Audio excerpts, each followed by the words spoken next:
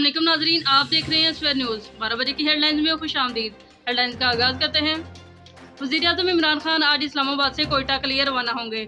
मुतासरीन के ख़ानदान से भी मिलेंगे, ताज़ियत का इजहार भी करेंगे और मकराम से भी मुलाकात करेंगे।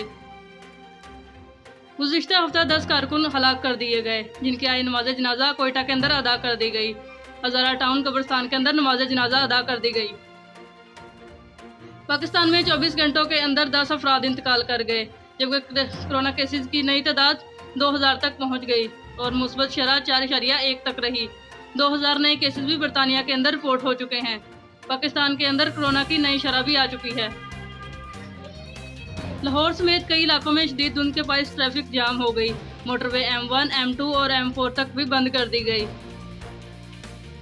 कराची में भी कई जगहों पर धरना दिया जा रहा था, लेकिन आज वो धरना ख़त्म कर दिया गया है। पंजाब के कई ज़िला के अंदर इंतखाबात किए जा रहे हैं। पोलिंग 5 बजे तक रहेगी और सिक्योरिटी के भी सख्त इंतजाम किए गए हैं। सऊदी अरब ने सारे रास्ते खोल दिए। 17 जनवरी को स्कूल खोलने का भी ऐलान कर दिया और 31 मार्च को सारे रास्ते खोलने का ऐलान कर दिया।